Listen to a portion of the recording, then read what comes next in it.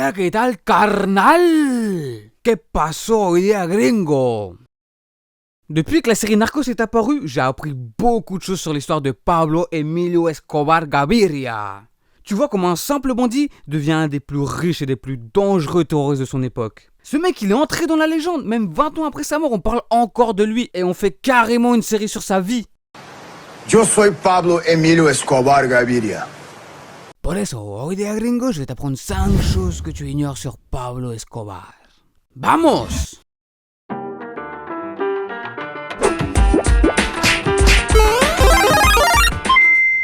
Numéro 5. Le cartel de Medellín employait 750 000 personnes dans les années 80. Et Pablo Escobar, à son apogée, gagnait en moyenne 60 millions de dollars par jour. Vers la fin de sa vie, ce mec pesait 25 milliards de dollars en 1993. Pour te faire une idée, Bill Gates a commencé à être l'homme le plus riche du monde en 1995, donc 2 ans après la mort d'Escobar, avec 12,9 milliards de dollars. Donc si tu compares Escobar de 93 et Bill Gates de 95, bah Escobar était plus balèze, hein.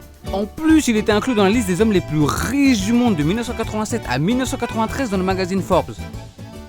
Numéro 4.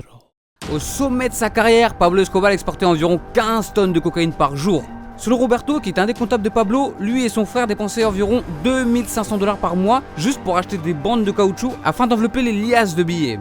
Et avec le temps, il avait accumulé trop d'argent illégal. Et vu que c'était illégal, ils ne pouvaient pas le déposer à la banque. Ils ont donc commencé à enterrer leur argent et aussi à stocker des briques d'argent dans leur entrepôt. Mais le problème, c'est qu'apparemment, ils perdaient 10% des sommes stockées dans les entrepôts à cause des rats qui venaient grignoter les billets de 100 dollars. Numéro 13.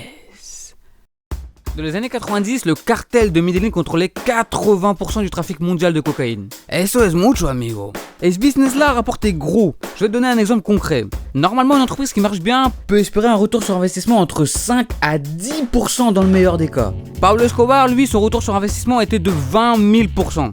Je crois qu'aucune entreprise dans le monde, aussi bonne soit-elle, peut espérer ça. Mais en gros, ça veut dire que pour 1 dollar investi, il recevait environ 200 dollars en retour. Ce qui est énorme pour l'époque en plus. Numéro 2. À ses débuts, Pablo n'avait aucun problème pour faire entrer la cocaïne aux États-Unis, car seul le cannabis inquiétait vraiment les autorités. Mais la demande de cocaïne finit par exploser aux États-Unis. Donc Pablo et Carlos Leader cherchent un endroit qui soit intermédiaire entre les États-Unis et la Colombie afin de faire transporter leurs marchandises. Ils finissent par trouver une île située aux Bahamas appelée Norman Cay. Alors Carlos et Roberto Vesco achètent la plupart des terres de cette île, qui comprend une piste d'atterrissage, un port, un hôtel, des maisons, des bateaux, des avions, et ils font même construire un entrepôt réfrigéré pour stocker la cocaïne. Mais bon, cette île servit de route principale à Pablo et à son cartel pour faire transporter la cocaïne de 1978 à 1982. Numéro 1. Jamais dans l'histoire du crime, autant d'efforts n'avaient été déployés pour arrêter un seul criminel.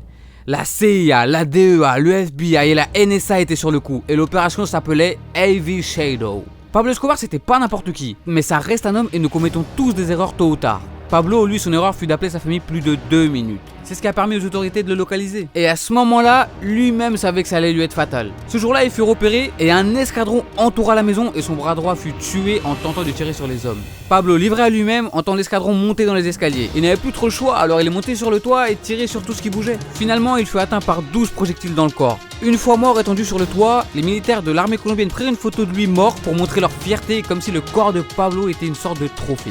Plus tard, le coroner, c'est quelqu'un qui est chargé d'enquêter sur la cause de la mort d'une personne lorsqu'il s'agit d'un crime. Donc ce mec écrivit que Pablo était décédé d'un projectile qui l'avait atteint à la tête, mais en fait, il annonça après que ce projectile qui l'a servi à tuer provenait de la même arme que Pablo tenait dans les mains. En plus de ça, Pablo Escobar disait souvent « Je préfère une tombe en Colombie qu'une cellule de prison aux États-Unis » et que jamais l'autorité ne mettra fin à sa vie. Et comme l'a si bien dit sa sœur Alba Marina Escobar, Nadie mató a Pablo, sino que él mismo se quitó la vida. Ce qui signifie que personne n'a tué Pablo, mais que c'est lui-même qui s'est ôté la vie. Bueno muchachos, j'espère que cette vidéo sur Escobar t'a plu. En tout cas, si tu en as appris un peu plus sur lui, n'hésite pas à la partager. Je t'invite également à aller faire un petit tour sur mes vidéos précédentes. Les liens seront disponibles dans la description. Moi, je retourne voir la saison 2 d'une petite série qui vient de sortir. Sur ce, je te souhaite de passer une excellente journée et je te dis ciao ciao, carnal!